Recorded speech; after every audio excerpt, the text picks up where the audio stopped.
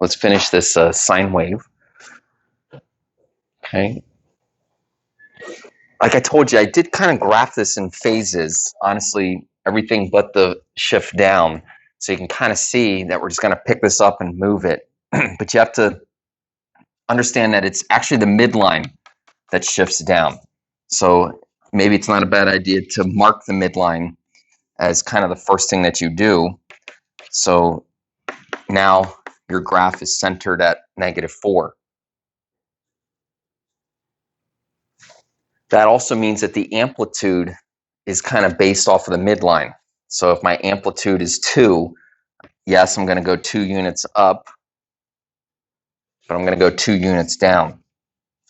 Okay, and that kind of gives me like another sort of reference or restriction. Okay, but basically the same graph. I hope that you realize that the x-intercepts, they're really not x-intercepts anymore. They're more of the points on the midline. A little fancy, but we could label them. We could label them as 2 pi over 3 comma -4. And of course, all the ones following, we could label them with the new numbers.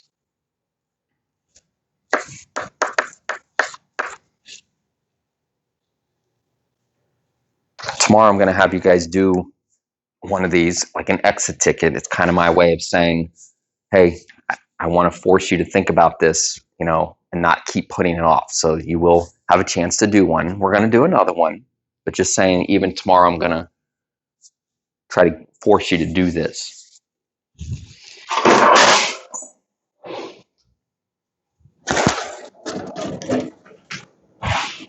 You have to be careful. You have to be careful that you don't just type it in a calculator on your assignment and, really never do the thinking. But I am wheeling over the calculator because you can use it as a tool. Maybe it's a tool that kind of is used to check what you did.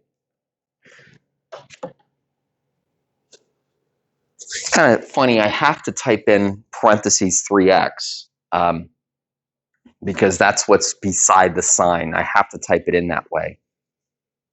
But that's okay. The 3x is what's beside the sign. If you're going to, use your calculator as maybe some kind of checking tool, it needs to be in radians because the equation, again, 2 sine of 3x minus 4 is in radians. And then a lot of times, as a friendly reminder, zoom trig. If you don't hit zoom trig, it might be that your window is kind of weird, and that's why the graph doesn't look like it's spaced out nicely.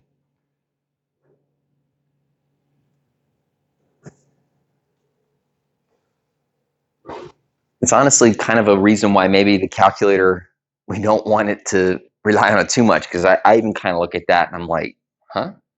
But all I'm really seeing is the shift down 1, 2, 3, 4. So it's already shifted down 4. So we're only seeing the top of each of these.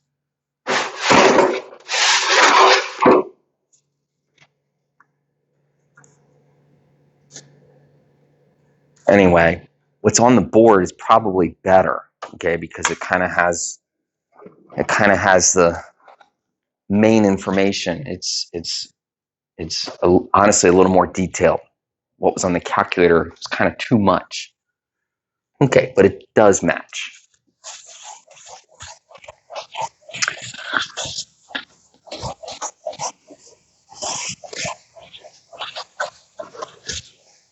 All right, we're going to do a tangent. We're going to do a tangent.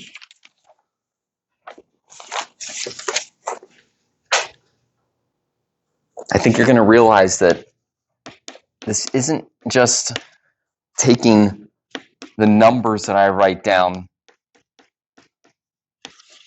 and in a matter of a few moments saying, hey, that's the period, that's the shift. You have to make the equation look like the transformation model. Okay, you have to make that look like this. Okay, and the reason is because the transformation model has the period in it.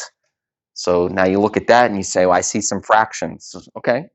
But we don't want to be too quick to say that the period, again, I'd rather that you just tell me you don't know what it is, but that you don't say something silly like the period is 2. Probably doesn't even make sense anyway, because if you've been around like trig graphs, you know the period has to be something with pi or 2 pi.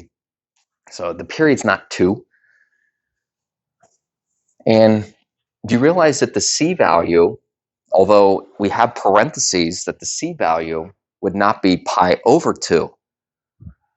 Now, that one kind of gets kids because they want to have something to kind of grab onto and say, that's the shift.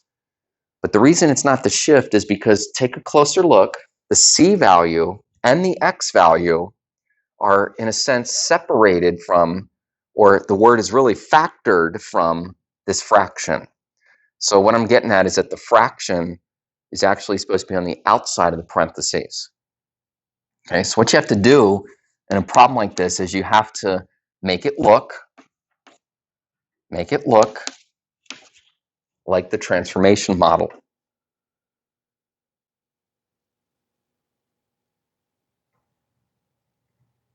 Now, I guess just to kind of say it honestly, you have to be okay with the algebra that is behind pulling 1/2 to the outside and realizing that you're allowed to do that. This 1/2 is on the inside, but hey, I could pull it to the outside. I could factor it. Okay, now when I factor it, I have to realize that I technically have factored it off of both of these. Okay, I've factored it off of both of them. So what I'm getting at is that's going to change the number that we write here. Okay, and students are at different places when it comes to factoring 1/2 off of pi over 2. Some of you, it might just be as easy as saying, well, geez, that's going to be pi. I'm trying to think how else we can kind of explain that. I guess you could kind of rewrite pi over 2 as 1/2 pi. That makes it a little easier to see that we factored off 1/2. Okay, both of these equations are the same, but one of them is starting to look more like this. Okay, and that is going to allow us to find all these goodies, all these things about the period and the shift and such. Okay, so let me just say it one more time. You have to make the equation look like the model. Now, since I've done that, I now can start to think about the period. And by the way, there's no amplitude. There's no amplitude for tangent. Okay, the definition of amplitude doesn't fit with a tangent graph. Okay, now remember how this works. The number in front of the fraction, or the number in front of the parentheses, needs to equal this fraction. Okay, it needs to equal this fraction. And you have to think a little bit about this fraction. Think about the numerator. The numerator is supposed to be the original period. The original period of tangent is pi. So we choose pi as the numerator.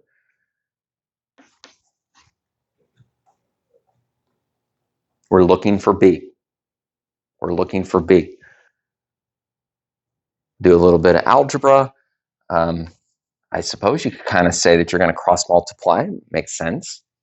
You get b equals 2 pi. Okay, now that's the period. The period is 2 pi. That's the amount of space that you will see between the asymptotes when we go to get a graph in a couple moments. That's the space between the asymptotes.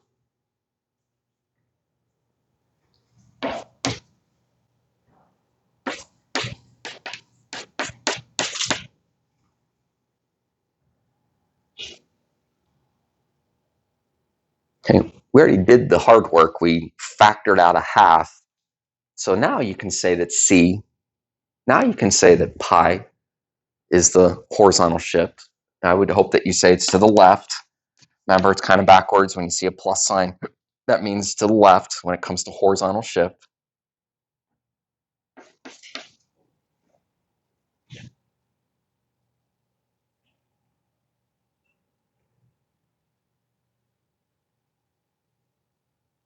Any questions? Anything from the beginning, middle, or end? We're going to make a graph, but just kind of curious if you have a question here. Okay, because I know what's going to happen on the exit ticket. I've used it before. I'm going to give you a problem like this. You're going to need to factor it. It's sometimes hard for kids to see, but you factor out whatever is in front of x because you basically want to be left with just a 1x. So I factor out a half, but that's going to change in the same way. It's going to change my c value. So I have to pull a half off of both. Okay, you'll get a chance to kind of try that tomorrow. Let's go over here to the graph. Everybody's favorite thing to do, try to graph this without a calculator. Now listen, this requires knowledge of the original graph. Maybe your book is still open. You can see the tangent graph. Sometimes what I will do is I will picture just sort of that first period, if I can call it the first period, but that period right around the origin, because that's the one that has the y-intercept. Remember we said it's the y-intercept that's going to shift. Okay, so I can kind of take that point and I can move it, I can move it pi units to the left. So we move it pi units to the left. Now we're at negative pi. Now, that's not the y-intercept anymore. That's fine. It's the shifted y-intercept. Okay.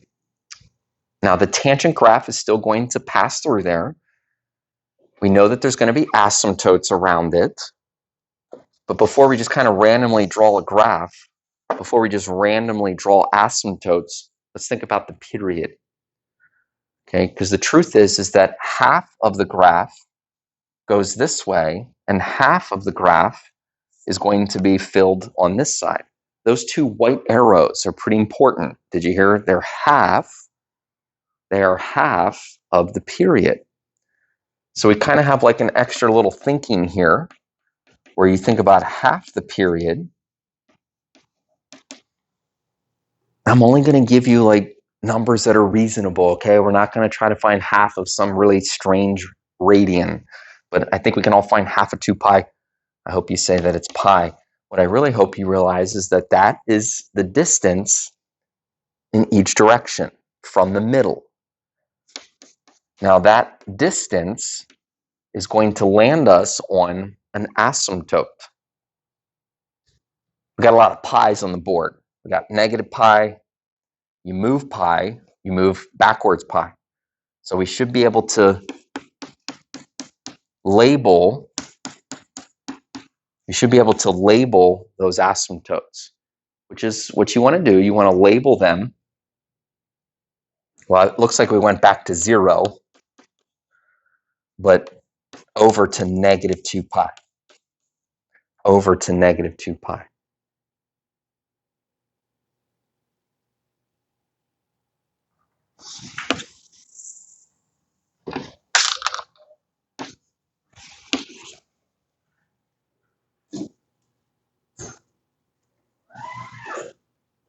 Okay, and then we draw the tangent graph.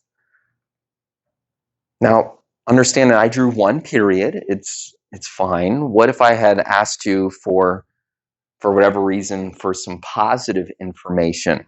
I hope that you would, all the work that you did here, that you'd be able to say, okay, it's just going to repeat itself over here again and again and again. But if for some reason I ask you for a positive x-intercept, then you could just get yourself over here to pi comma 0. If I asked you for a positive asymptote, you could get yourself over here to 2 pi. I hope you understand that every number I'm writing on the board is just a period from the previous. So now 2 pi gets the call because everything is just 2 pi from where I started. Makes it kind of easy to find. Okay, but please understand that there's 2 periods sketched on the board now. 2 periods, which, again, maybe I'll ask you to find.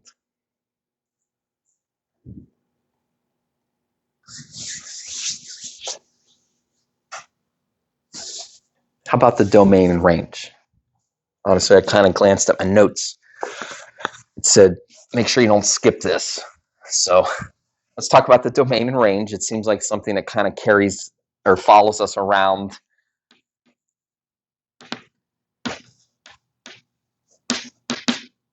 The idea is that now that you've graphed this guy, you can use that information to help with the domain and range. The range, pretty easy. In other words, it's always, every tangent graph goes up and down forever. Every tangent graph has all real number range. Maybe you know it's coming here because the domain, okay, now that's restricted by the asymptotes. Okay, the domain is restricted by the asymptotes. Of course, the domain would be the x values not equal to the asymptotes. Now, you can write that down if you want, but I'll be honest, that's kind of the 8th grade team. You made the 8th grade team if you just write that, because it's true. Okay, but we want to get you on the JV team. We want to get you on the varsity team. Let's be someone that bounces right up to the varsity team. You want to name the asymptotes. Now, you say, well, I'll just name them, not 2 pi, negative 2 pi, but rather every asymptote. Okay, how do you name every asymptote? You have kind of a little fancy notation. Ready? It's a formula. Okay, now the way the formula works is that every asymptote is going to be a certain multiple from the previous. Every asymptote is going to be a certain multiple. It's this period. Okay, what that means is that I can take that multiple times k and then add the first asymptote. Now, the first asymptote is kind of generically described as whichever one you want it to be, but most of the time people will tell us the first asymptote that's around 0. So technically, I add the first asymptote. Now, this little guy right here is a formula. It's mathy, all right? It's a mathy formula. The letter K, when it shows up in math formulas like this, means an integer. An integer. It's actually not going to make sense to me to show you on the calculator, but simply, I could put any integer in here for K. Like, what's your favorite integer? 3. Now, if you put 3 in here for K, you're going to end up with 6 pi. Is there going to be an asymptote at 6 pi?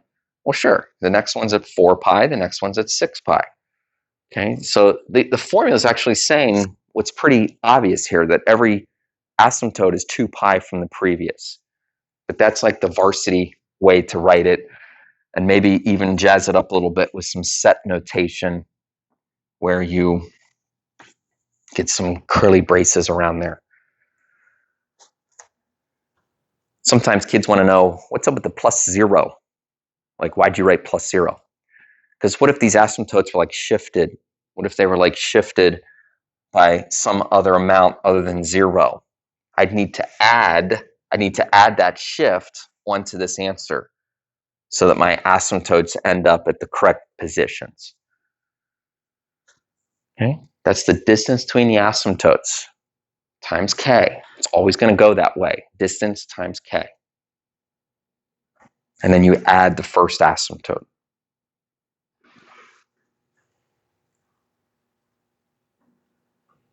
All right, that's a good place to stop today. Like I said, tomorrow we'll feel like we're kind of doing a little bit like triangle trigonometry, a little bit with x and y and r, and I will give you an exit ticket. Most likely that'll be your gift after lunch tomorrow.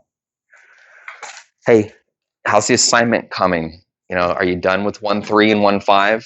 That's great. I mean, I would say that you're like on track. If you're not done with 1.3 and 1.5, I hope you keep working on them. Don't save all this till the weekend.